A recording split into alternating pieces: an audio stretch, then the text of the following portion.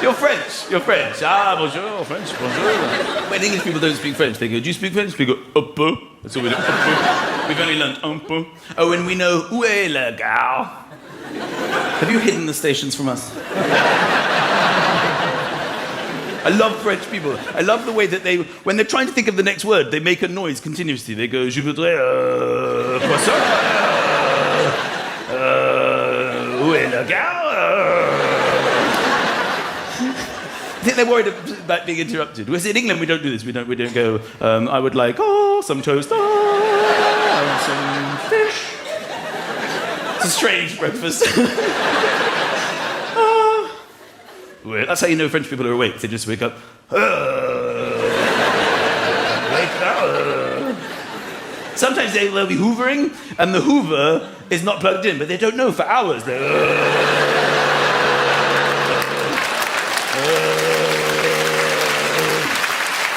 but come on!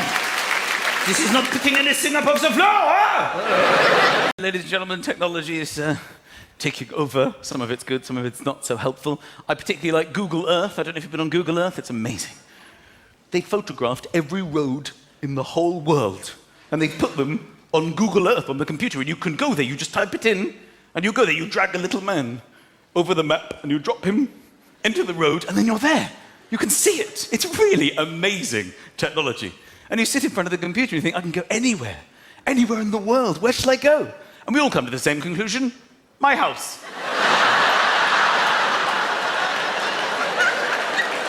Even though you're in your house, it would be far easier just to get up, walk outside of your house, and look at your house. A live 3D image of your own building. But no, you're so excited, aren't you? First, you don't land exactly on your house. You're sort of, where is it? We have to move around. There it is. That's our house on Google Earth. Darling, come and look. Come and look. Leave the kids, they're fine in the bath. Come and look. That's our house. It's our car on Google Earth.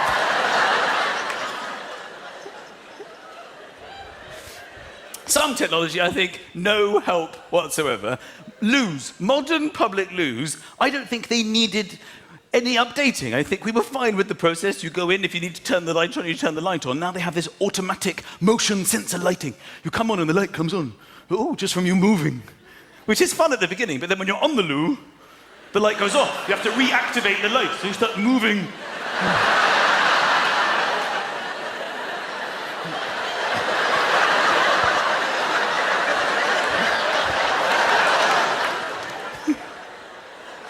Washing your hands.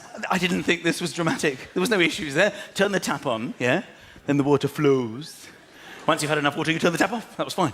Then they didn't trust you with that, so they had the push one, where you push it, and it gives you an allocation of water. This is the amount of water we feel is enough for you to be washing your hands. But if you need more, you're quite within your rights to push again. Now, people have literally no idea how to access water from modern taps. You have lines of people doing Tai Chi trying to work it out.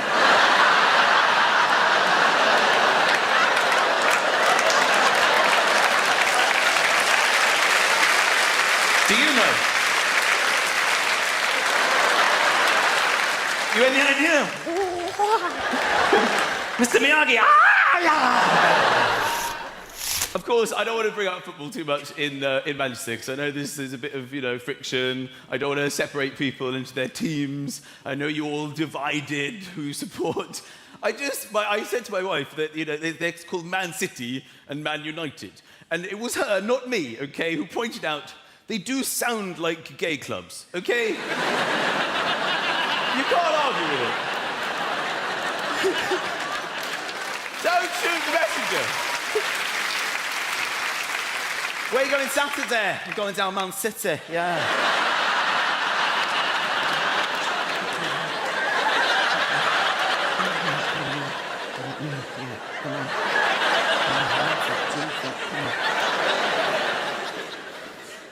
Go to any of the clubs? Yeah, Man United, it's absolutely great. Hey, look, afterwards, a few of us are going down the men arena. Wanna come?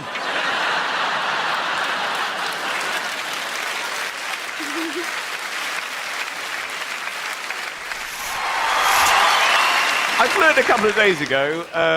They've got these iris recognition scanners now in the airport for your eyes? There was an Irish man working on it. He said, would you like to step forward into the iris recognition scanner? You have scanners for recognizing Irish people? Do you not use the normal passport system? You've been losing your passports? I'm Irish. Scan me. There's green blood pumping through these veins. And I've been getting into some of your terminologies. I was coming through immigration with my passport, which is always a tense affair, isn't it? Because you don't know whether they're going to let you in. And this bloke went, what's the story? I have never heard this expression. It totally freaked me out. I was like, look at my wife going, we need a story to get into this country. Have you got any stories? I didn't notice anything that's a narrative. You've got some children's books. We're coming up with something. There were three little pigs. Story! I love that. You shortened it to story! In England, we just stick to how are you, which we normally answer with how are you. We tend not to even answer the question. How are you? How are you? And we're fine with that. We don't question it. It's probably the only question you can answer with exactly the same question, and nobody really cares. How are you? How are you? You can't go, can you pass the salt? Can you pass the salt? That wouldn't be acceptable. So I've hired a car, I've driven around Ireland, which is thrilling, if not a little bit tense, as I'm reminded of how many people have died on every one of your roads. It doesn't make you feel better. I'm planning my journeys now to give myself statistically the best chance of survival. Do you have it on your Irish sat-navs? Would you like the fastest route or the one you might not die on? All right. Do you think that reading statistics is going to make you drive safer? If you didn't have the sign, if there was no sign on the road, this is how you would drive down the road. With the sign, you drive down it, and I've been there, and you go, ooh.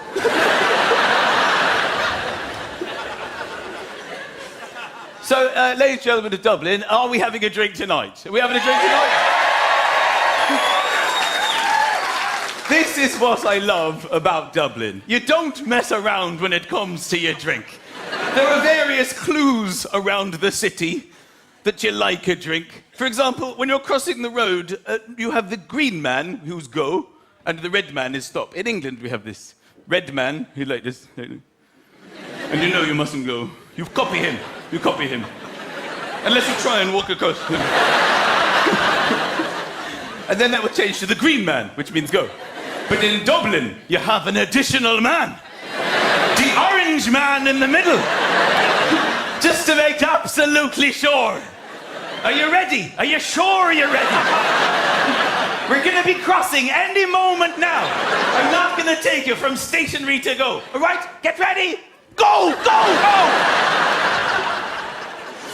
I actually came here a month ago, and it was kind of a weird time because in England we were going through this situation where we had this, basically there was a killer on the loose. He was on the loose for a week, and he was hiding in the woods, and it was a very tense affair, and the whole of England, all the media, all the police in the country were focused on this one big story, and I came here at exactly the same time where Dublin, and I think this explains the differences very, very well, was focused on another story of a missing penguin.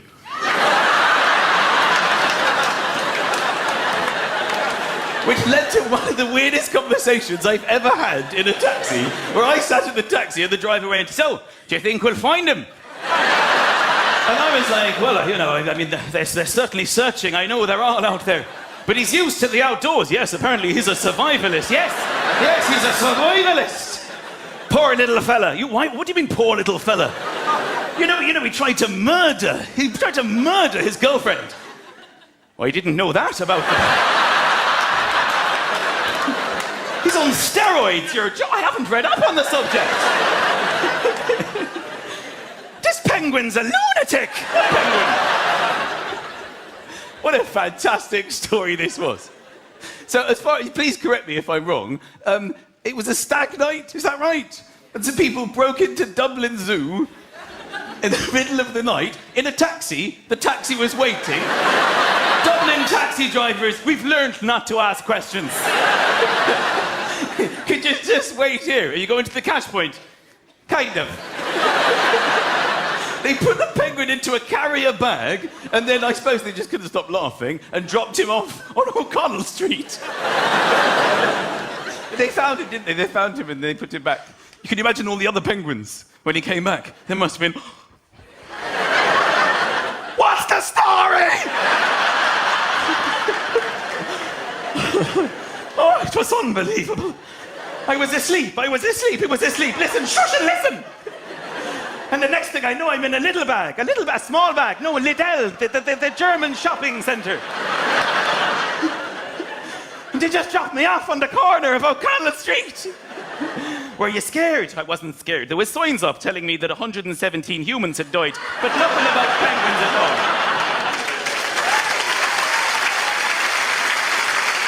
Did you just stay on the corner of the road? Well, I did, because there was a green man and an orange man and a red man, but there was no penguin, so I just stayed still.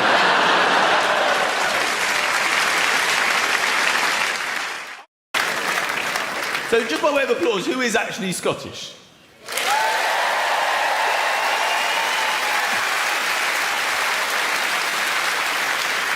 I don't think, seriously, there is anyone more patriotic in the world than the Scots. You are tremendously patriotic. Would you agree with that?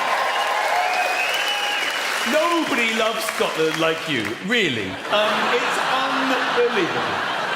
I love the way that you take things that aren't Scottish and make them Scottish. Like the egg, for example. Now, we all know what eggs are. Some of you may have had eggs today. I had eggs this morning. You've taken the egg, you've put a bit of breadcrumbs on it. That's a Scotch egg. That's our egg, eh? You don't need your English boiled eggs. You've got egg and bread and a handy testicle-shaped snack, eh? What's that you got there? Tape? Put some tartan packaging on that tape. That's Scotch tape. That's our tape. That's the best tape. None of your cello bullshit tape, eh? Every morning I wake up. A Braveheart alarm clock. Freedom! That's me up there. And a couple of Scotch eggs, juggle them for a bit. Play some hopscotch, why not? Dip them in butterscotch, read the Scotsman. Have a glass of scotch, get on the Flying Scotsman, head down to London, tell them all to piss off. Yeah. Have a couple of Scotch eggs.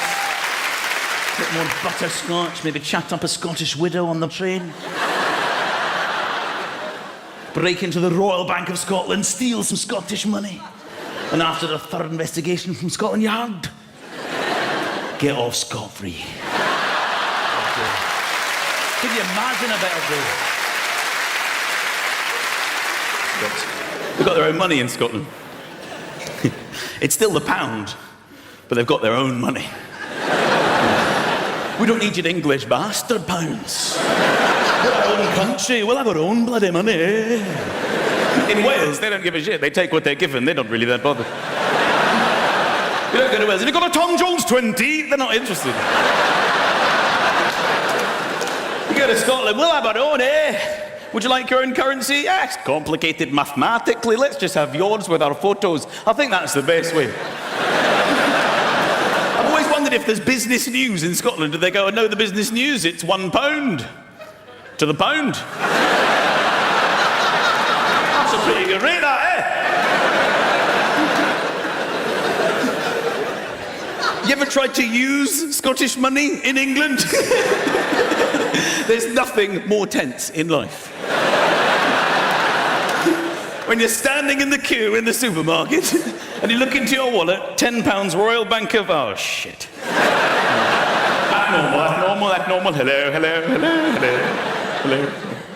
Hello. Beep, beep. 7.20. Here is £10 sterling. They look at it like you've just handed them a dead baby.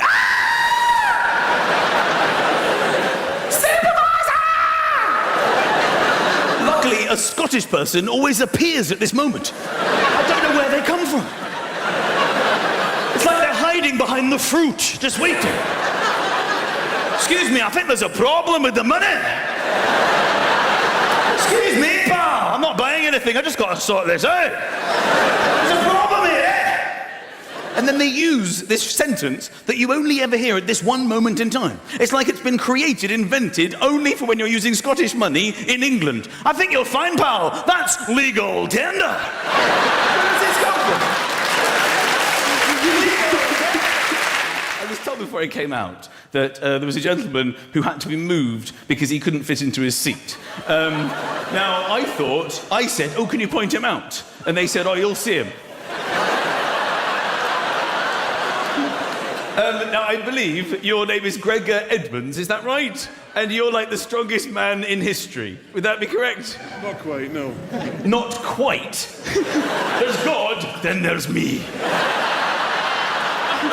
Ladies and gentlemen, it's Gregor Edmonds!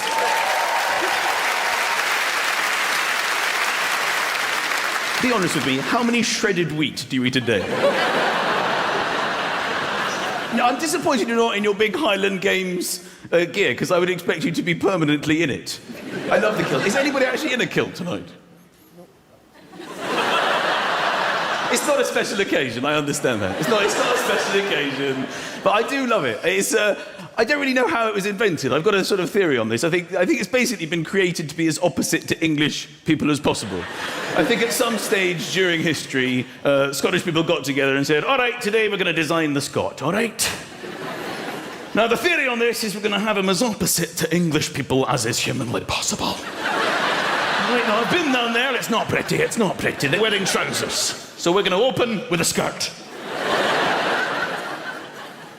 Modelling it here is Scott. You all right, Scott? I'm all right. But you've got me in a skirt. I'm not happy about that yet. You've got to hear me out, all right? They have plain black trousers down there, all right? So we're going to go with the multicoloured skirt. In fact, every family a different colour. You all right? I'm prepared to listen. Fine. They've got little black socks. We're going to go with the long white hockey sock. How are you feeling? I'm feeling peculiar, if I'm honest with you. Now, unfortunately, I've been down there and they're all in underpants. So, according to the rules, there can be no pants, Scott. Are you out of your bloody mind, eh? You've got me standing here in hockey socks and a skirt with my balls hanging out. You sure you thought this through? I've done my best.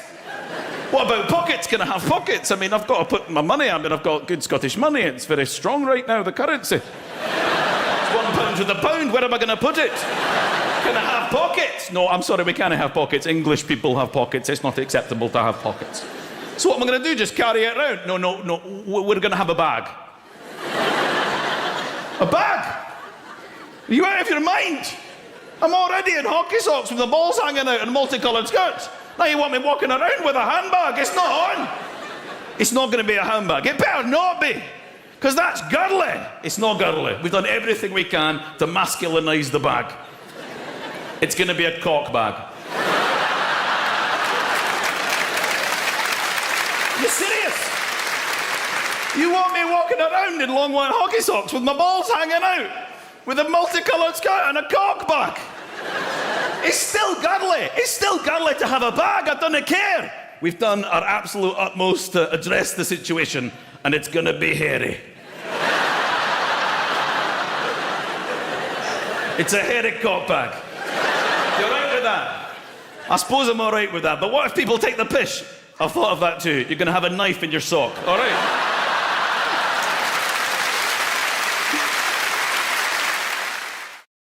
It's November, ladies and gentlemen. November's an odd month. People spend the whole of November basically saying, I can't believe it's November. I can't believe it's November. Can you believe that it's November? Well, yes, you see, we've had all the other months. You see how it works? If we'd just come out of April, you'd have a point. What are you talking about? Why do we live every year the same way and can't come to terms with the effects it has? The clocks go back. It's such a hugely strange night for everybody. You spend the whole of Sunday slightly jet-lagged. Yeah. And you spend the whole of the first week at 5 o'clock at the window going, look how dark it is. It's only 5 o'clock and look at the results.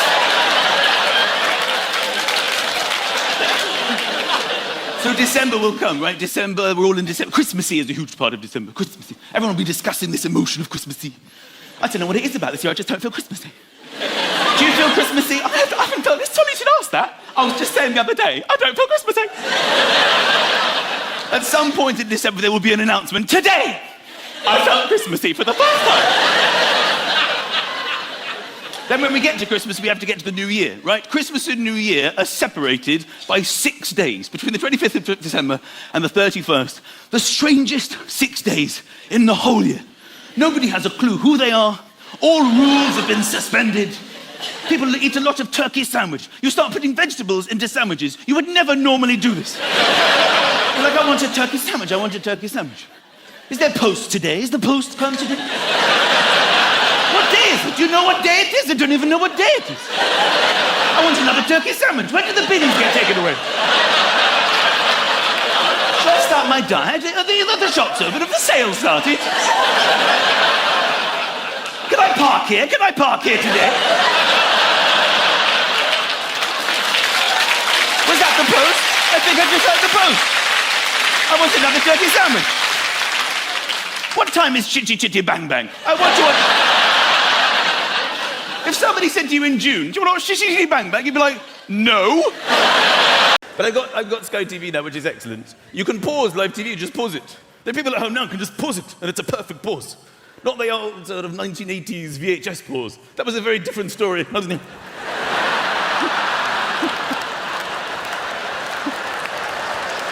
You couldn't even see what you were watching in 1980s pause. People who weren't moving would start moving. Wasn't even moving in this scene. People in paintings would come to life. I'm in a painting!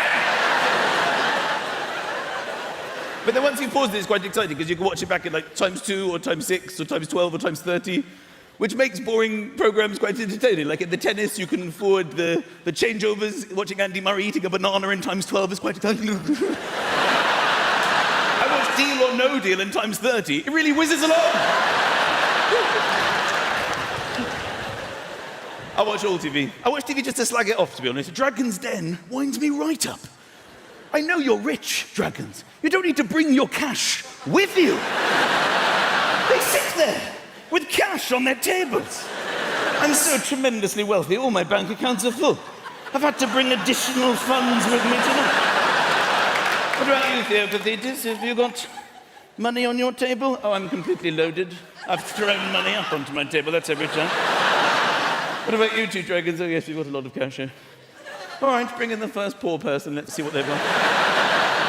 They come in trembling. Hello, dragons. Please, can I have some cash for the ideas in my brain? I feel sick just looking at poor people. Look at the state of her clothing. For that reason, I'm out. What about you, Theopathetus? Are you out? I will be out, but I'm going to humiliate the bitch for 15 minutes. Then I will declare that I too am out. I'd like to go on Dragon's Den with a shotgun. Just stand there, pointing it at each of them individually, till one of them goes, so what's your idea? Quite simple, put that cash in this bag. All right? You get no equity.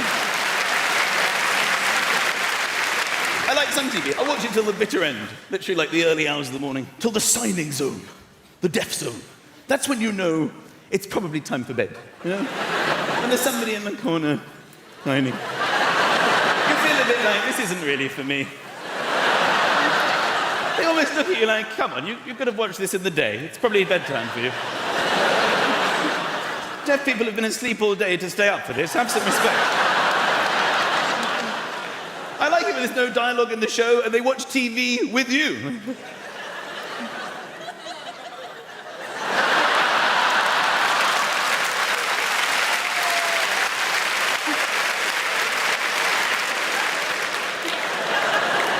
The other day I was watching the Blue Planet or something. This is a show with David Attenborough where they discover creatures from the depths of the ocean for the very first time. Literally fish that were only just discovered, and they were naming them on the show. So he was going, here we have the newly discovered Diplodocus. And the signing guy was going...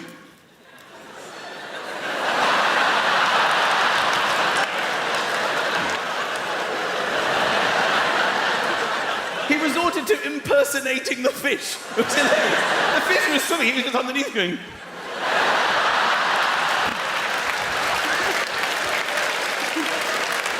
It's because I'm getting older, you see. My wife and I were the same age. Little things have started changing. For years, everything was the same. But now we can feel it creeping in. It's not exactly old age, but little differences.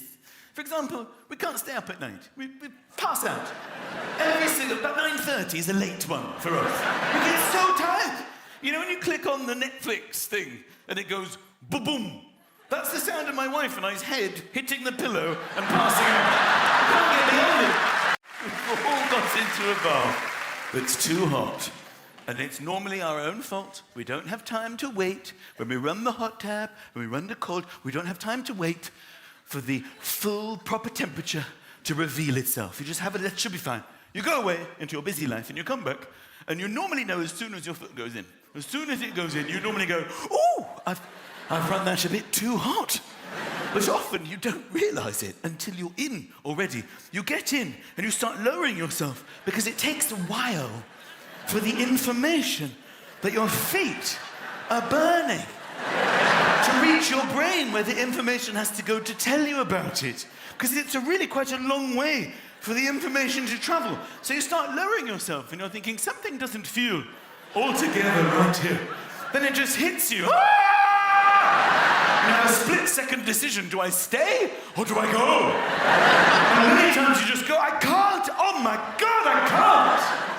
And you end up standing naked in your bathroom. You look down. You've got these sort of red skin socks of pain. Ow. Look what I did to myself. Then you have to empty the hot out, put cold in, which involves sacrificing your arm to plunge to the plug. Plug plunging. Very dangerous. You look at your arm as if to say, this will hurt, I do apologise. Brace yourself. Ah! Sometimes you can't get a purchase. You're like, I could lose my arm!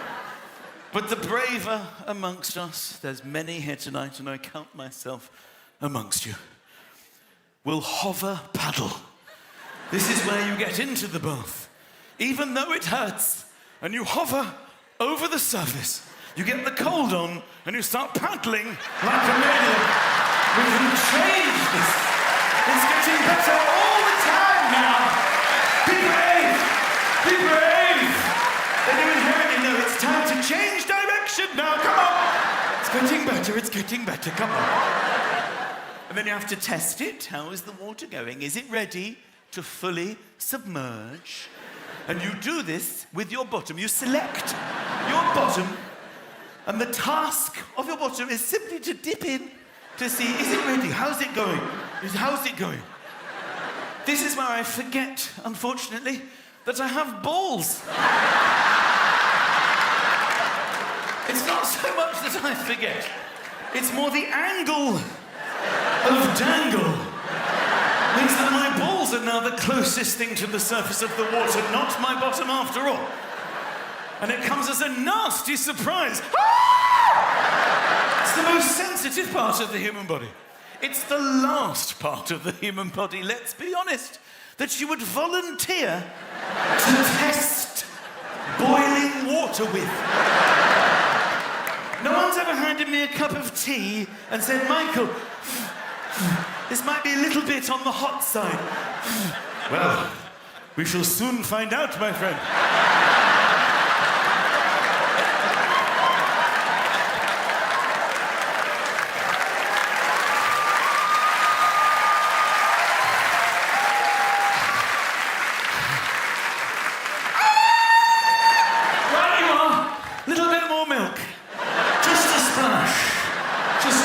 With my hover paddle hardened bollocks there, my friend. Why is it when people say, have you got a pen? You know you don't have a pen, but you still frisk yourself.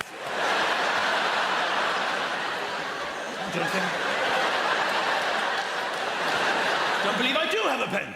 Do you believe me? You really want to help them as well. You start talking about pens I had a pen. I can see the pen in my mind. If you had have come to me earlier, you would be writing now. I'm so sorry. Sometimes you're on the phone and people will go, have you got a pen, to take down a number, and you immediately say yes, even though you don't have a pen.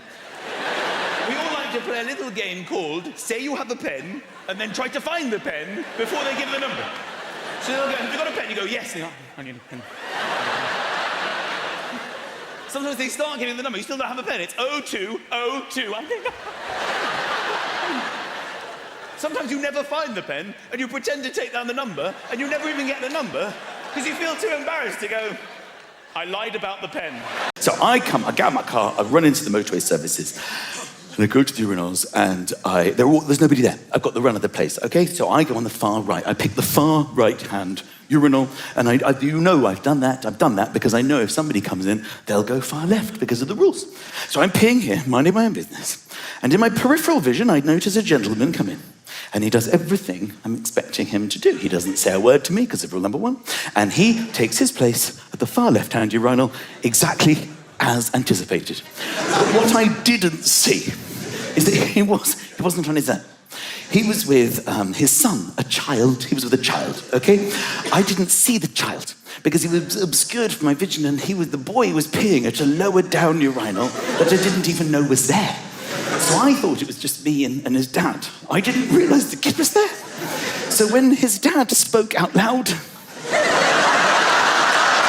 his kid, which is a totally normal thing for a father to do, I thought he was breaking rule number 1 and talking to me. And it was quite disturbing. So he's peeing over there, I'm peeing over here, and he just goes, right, now shake it like a good boy.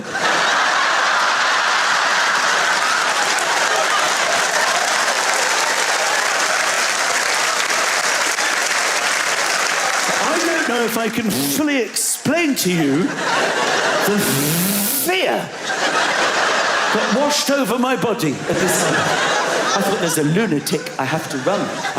My brain is saying, get out, run for your life, save yourself.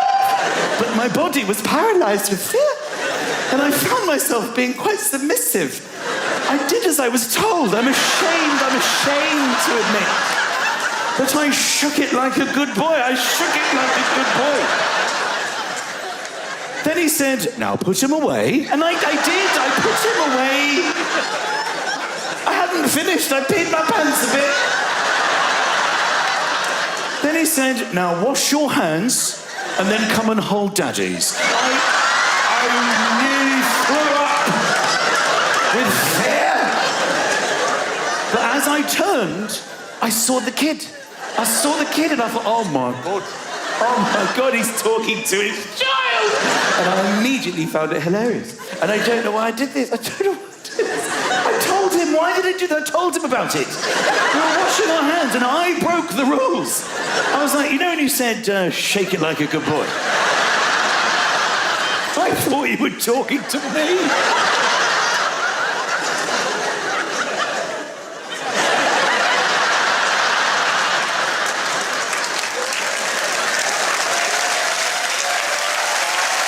He just held his son's hand and went, rule number 1, never talk to strangers in toilets. So the winter's drawing in. It's over. The summer was over. We never even had a summer. It was so depressing. Nothing happened, except there was a lot of rain, a great deal of rain. More rain ever since records began. Yes. Not that we have any idea what that means. There was this strange period in history with no records at all. People would leave their homes and go, it feels slightly different to yesterday. Is anybody writing this down? And then after a period of time, somebody said, enough's enough, I will write this down. I would like to announce that records have begun. That first day must have been quite a record-breaking day, don't you think? It's the hottest, wettest, windiest day since records began! This morning, I've only just started. I think it's about the wind as well, on the weather. Who cares about the wind? Could it be a stiff northeasterly breeze? I'm not sailing to work. I don't give a shit. People see that and go, I'll leave slightly later with the tailwind. I'll be there in half the time. Woo! Then the clocks are going to change. Nobody knows when the clocks are going to change. They change on a Saturday night. Nobody knows it's going to happen. Everybody the same every Saturday night, every year. They don't know which way or what's going on.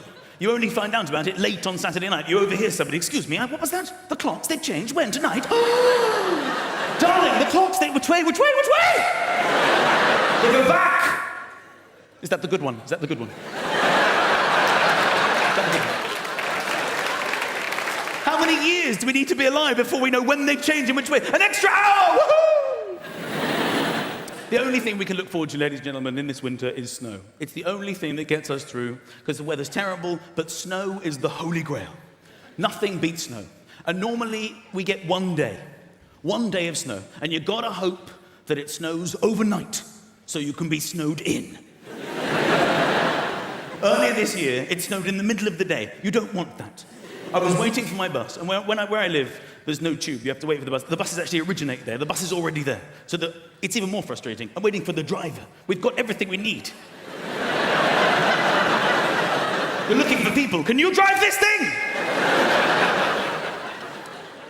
And that's when the snow came. Amazing, instantly landing snow. The best of snow. I mean, the most unbelievable snow. And then I realized, oh my God, I could get snowed out. This is not what I need. The driver shows up. And he says, ladies and gentlemen, I regret to inform you, due to the chaos on the roads, it's been snowing 8 seconds at this point. We're cancelling the bus. There will be no running of this service. And we're like, well, hang on a minute. We bought our tickets. What are we going to do? How are we supposed to get home? There's no way to get home. What are we going to do? And he said, don't shout at me. I actually live at the other end of this bus route. I take this bus home, and then I'm relieved by another driver. And we're like, this is a very interesting development. How are you going to get home? So there's only one thing to do. Walk. It's the only way we can get home. It's the only way at all. I'm like, fine, okay. So we walked the bus route, led by the driver.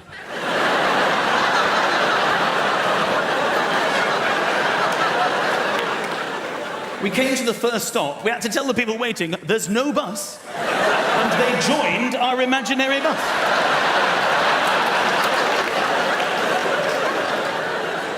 It was getting bigger and bigger. I looked behind us, I could see the next imaginary bus.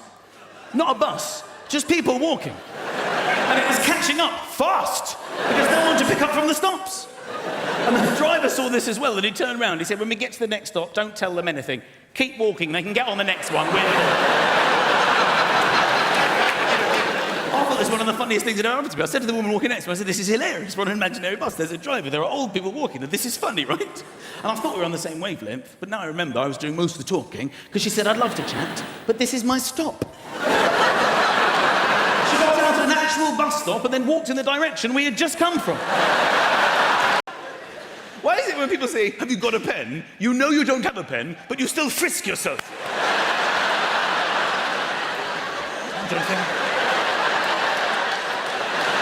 Don't believe I do have a pen. Do you believe me? You really want to help them as well. You start talking about pens you had. I had a pen. I can see the pen in my mind. If you had have come to me earlier, you would be writing now. I'm so sorry. Sometimes you're on the phone and people will go, have you got a pen, to take down a number, and you immediately say yes, even though you don't have a pen. We all like to play a little game called say you have a pen, and then try to find the pen before they give the number. So they'll go, have you got a pen? You go, yes. They go, I need a pen. Sometimes they start giving the number, you still don't have a pen. It's 0202. Sometimes you never find the pen, and you pretend to take down the number, and you never even get the number, because you feel too embarrassed to go, I lied about the pen.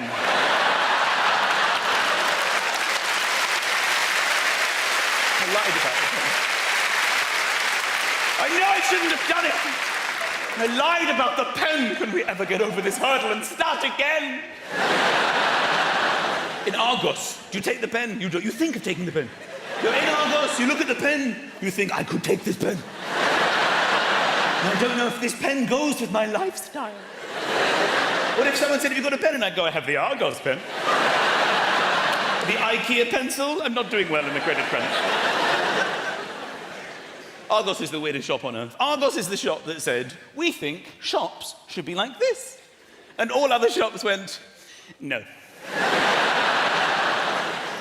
No, we're going to stick with putting the stuff we have in the shop, and then they pick it, then they pay. And Argos went, no, people don't want a shop like that.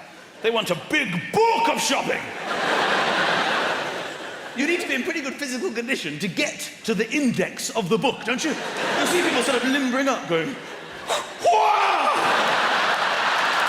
Right.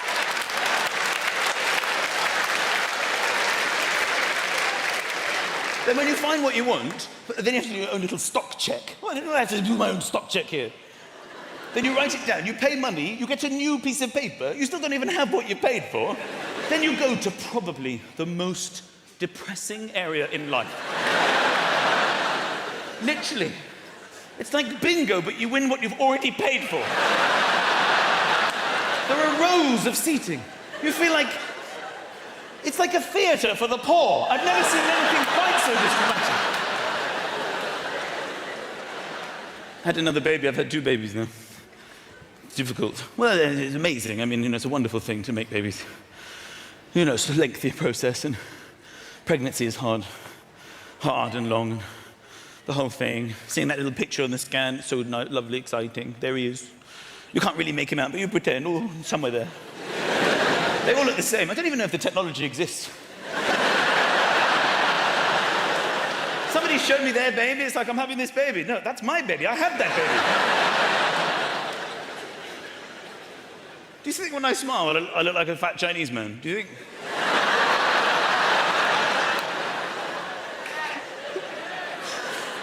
I have to keep a straight face now when I order Chinese, because the waiters think I'm Chinese and speak Chinese to me. I have the lemon chicken. My son has the same eyes. That's very sweet. Little baby looking up at me with his little Chinese eyes and big fluffy hair that makes me know that he's mine. And his little black face that makes me doubt it.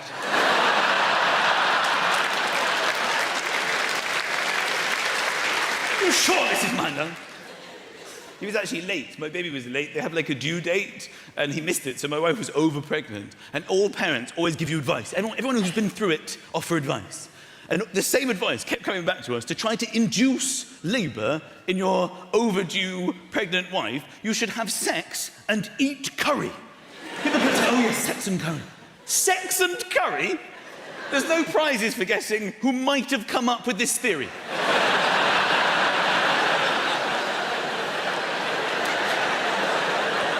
Men are sitting in pubs going, I can't believe we got away with that. Do you think we can get football in? Do you think there's any chance at all at this point? My wife and I, of course, tried it until we were thrown out of the Raj King, Muswell Hill. People want to go away now. Winter sun. You start Googling winter sun. Googling. Googling is risky at home anyway. In the modern day, when a woman in a household says, I'm just going to go on the internet, alarm bells ring in the mind of a man. Right, let me just sort the computer out. Right, that should be fine there now. It's as if no one's been on here. It does that. It does that. How stressful is it going on holiday? Passport. Who's got the passports? Who shall take passport? Should we take individual passport? I will take all passports. I will take on all passport responsibility. In the airport, everyone's checking. Every few seconds, people just walk going.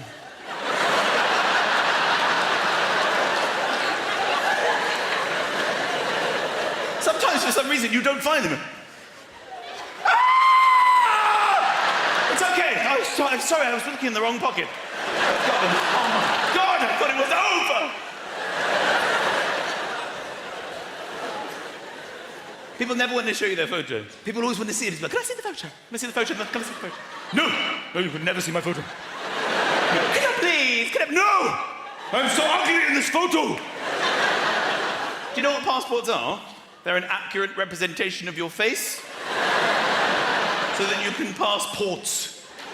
That's what you look like, okay? Deal with it. You'll probably notice when you go through customs, people don't go, oh, you are so hideous, but quite model-like in the flesh. I will not believe it's you. They don't do that, do they? They go, ugly, ugly, get the bags. It's because I'm getting older, you see. My wife and I were the same age. Little things have started changing. For years, everything was the same. Everything was the same. But now we can feel it creeping in. It's not exactly old age, but little differences. For example, we can't stay up at night. We pass out. Every single... About 9:30 is a late one for us. We get so tired. You know, when you click on the Netflix thing, and it goes Ba-boom. That's the sound of my wife and I's head hitting the pillow and passing out. I can't get beyond it. The English language was created by English people. I don't know when, but we decided to get letters to form words so we can communicate, but we also decided to sprinkle, for no apparent reason, letters within these words that are silent. Shh, forever. Why? Like the word hour, for example. Why is the word hour spelt with an H? Why is there an H? The silent H. Nobody has ever said, I'll see you in a hour. I'll see you in a hour. I'm just going to pick up the sandwich. I'll be back in a hour. Half a hour. Half, even half has an L in it. It's like half a hour. How long is the journey? About half a hour to a hour. The sandwich shop is half a hour away. It's a waste of everybody's time. The word subtle, would anybody object if it was spelt S-U-T-L-E? Not a single person would. But there's a B in the middle going, shh, just ignore me. Just ignore me forever. I'm silent. I've been left here, left behind. I don't know, I was destined for another word, baboon, but here I am with you. How I long to be in the word baboon where I have a purpose.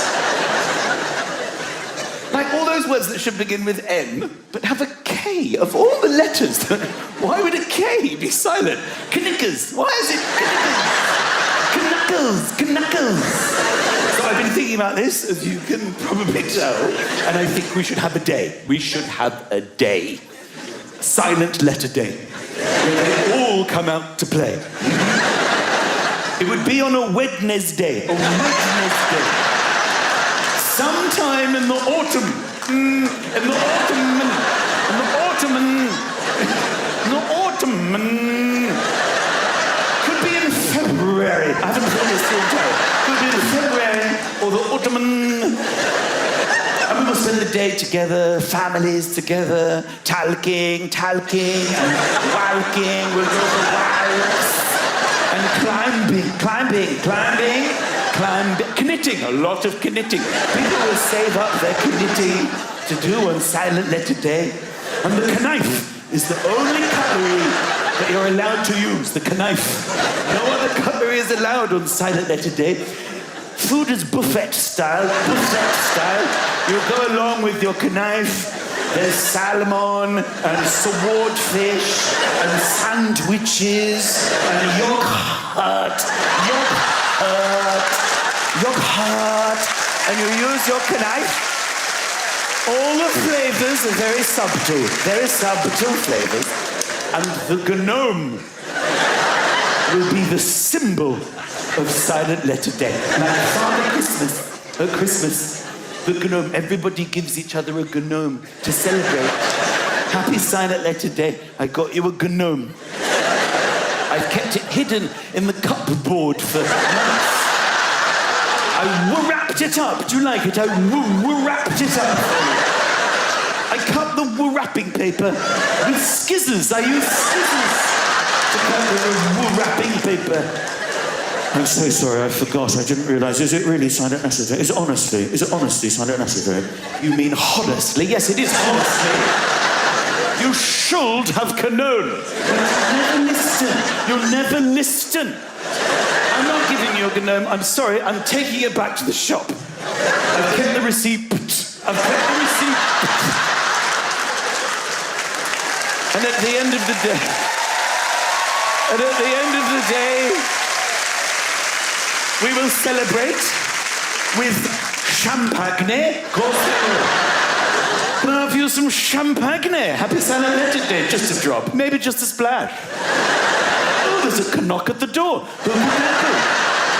Oh, it's Chloe and Isla. Sorry, Chloe and Isla. My old friends from school. Fascinating. Grab a knife. Help yourself to lasagna. There's some lasagna. And at the end of the day, when we are knackered, we go to sleep at 1:30. And of course, that's when the bees and the wasps start to chip in to your day, because they live outside, okay? So they'll start to come into your life. And you'll deal with the situation, I believe, as a British person, in one of three ways. You'll recognise yourself in this as we go through it. When a bee or a wasp buzzes into your life, bzzz. Either you are, firstly, a wafter, OK? You'll know who you are if you're the wafters. They're quite cool, by the way. If you're a wafter, you're quite cool. You just deal with the situation. Bzzz. OK, I'll figure. I don't need that. Bzzz. Sure. Sometimes you don't even break stride in your conversations. So the other day you just dealt with the situation. You're moving the air. You're not trying to hit it. I'm just going to move the air near you. And you'll know that this isn't an area where you're particularly welcome, OK? I'm a wafter. Right, next up, secondly, you have the stay-stillers. Now, they are very serious people. And they're very adamant that their strategy is the best one to deal with the situation. OK, nobody move. Just stay completely still. Don't make it angry. Don't encourage it. They get quite angry with the wafters. Don't waft it. You're just making it angry. You're encouraging it. Don't encourage it. It's not interested in us, and we're not interested in it. See? It's gone now. Just stay completely still, and it'll get about its business, OK? Then, the third way, the total panickers, right? Is it not me? I can feel it! Has it gone? Has it gone? Has it gone? Oh my God! I can feel it! Did it go? Did you see it go? It's massive. Oh, I can still feel it. I can see it. Did you see it? It was massive. Oh my God. Was it a hornet? Was it a hornet? You know, if it gets you on the throat, you can die. You can die. Right? That's the third way. Now, wafters are able to upgrade and become total panickers. They allow themselves that privilege. You know? If their wafting is ineffective and the wasp keeps coming back, then you can see them start to panic.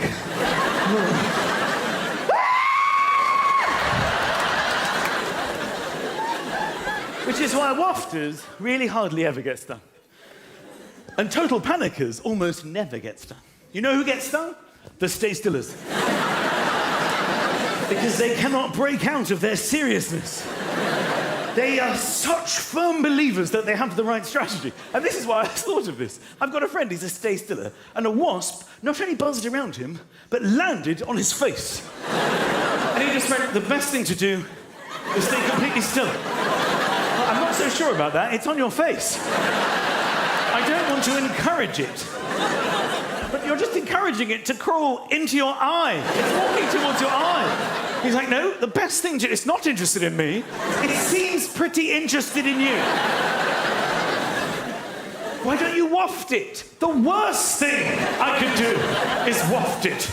Just stay completely still, then another one landed on the other side of his face. I'm like, dude, you now have 2 wasps on your face. And it stung him. I've got to say, it was one of the funniest things I've ever seen. Because he couldn't just scream. He had to make out that he was still in the right. And he just went...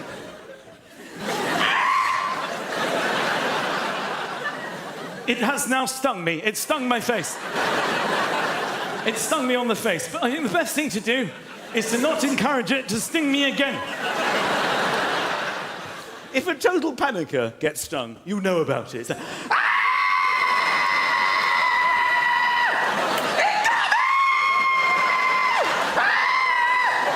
it out! Suck it out! Family people in tonight, who's got children? Round of applause, you got children? There are basics that you have to do every single day when raising children. And these are feeding them. You have to feed them. This is probably news to nobody. You have to feed them. You have to dress them. Okay? You have to wash them, and you have to put them to bed. You have to do these 4 things every single day. Now, every single day, each one of these things is a battle. They are reluctant to do these things, and you are forced every day to compromise on each of them. I don't know why they resist these basic things. Every day is a battle. Just getting dressed. They will not get dressed. Put your clothes on. Put your pants on. They refuse to wear pants. I don't like pants. They're uncomfortable. I don't like pants. Put your jumper on. I'm boiling. I'm boiling. They're always boiling. I'm boiling. Yes, that's because I've heated the inside of the house. But what I haven't done is heated the rest of the world. So you will need it when you get outside. Can I just take it? So you just compromise. All right, fine. Just take it. Do your laces. Can I do it in the car? Fine. Do it in the car. Where's your bag? Where's your other shoe?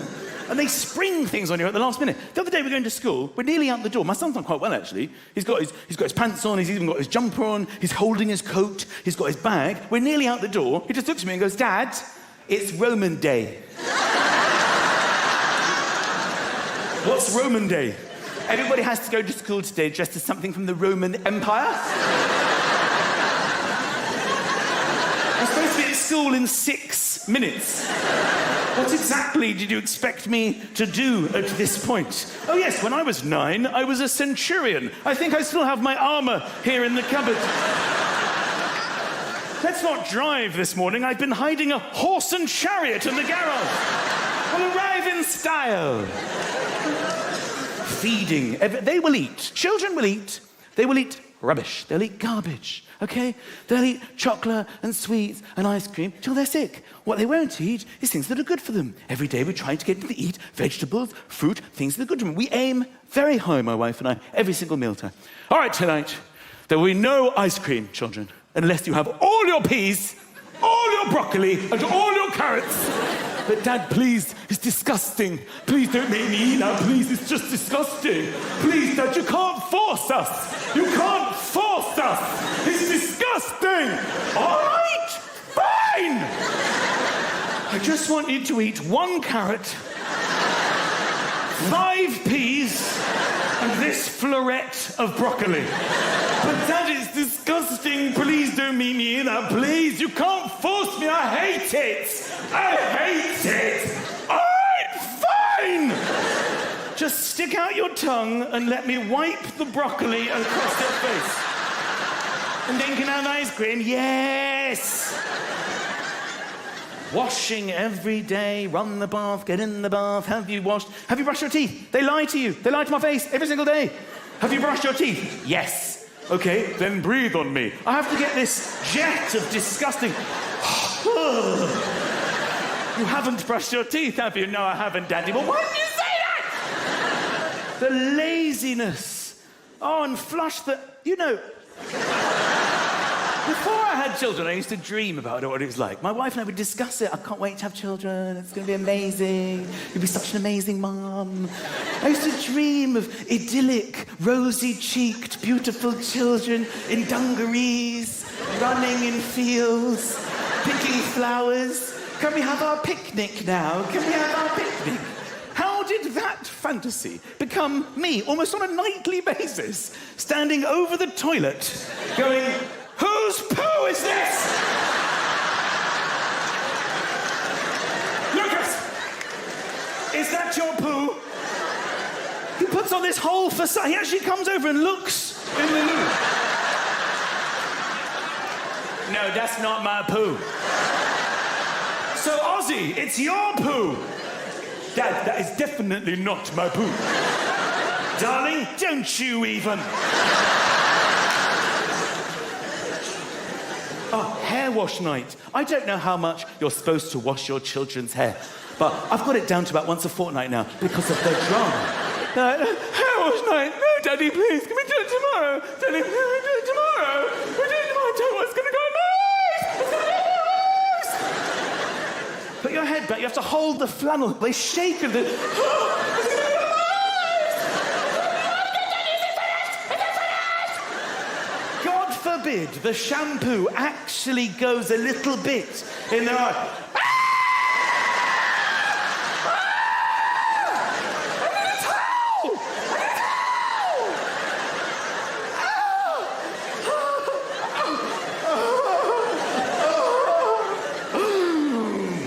Why would you do that to me? For God's sake, I'm just trying to wash your hair. Bedtime. Oh, bedtime. It's bedtime. Go to bed. Can I have a story? Can I have a story? The last thing you want to do at the end of a day of battles is read a nonsense, stupid story. I don't know if you do this, but I will scan the bookshelf for the shortest book that we own. My son's always like, can we read The Hobbit? No. I thought we could read this leaflet that came through the door. It's for a local pizzeria. You see there's a deal on. Now, good night. Daddy loves you. This is what it is like. It is a battle. It is a daily battle every single day to do the basics. There isn't a child on earth who has ever not battled these things. There's no kid in the history of children who's ever just gone, Mum, Dad, listen, I'm exhausted tonight. I'm just going to head up to bed, I think. I managed to squeeze a shower in earlier, Mum, while you were cooking that amazing dinner. I don't know what you did with the broccoli. Was it something different? Because for me, it could have been a meal all unto itself. Magnificent. I didn't tell you guys it was Roman Day tomorrow because I wanted to surprise you with the outfit that I've made. You're going to love it. I'll see you by the door at about 5 to 8 in my shoes and pants, and I'm going to wear my coat because you never know. I mean, it is quite chilly out there. Oh, and minty fresh. Well, that's never going to happen. That's a fantasy.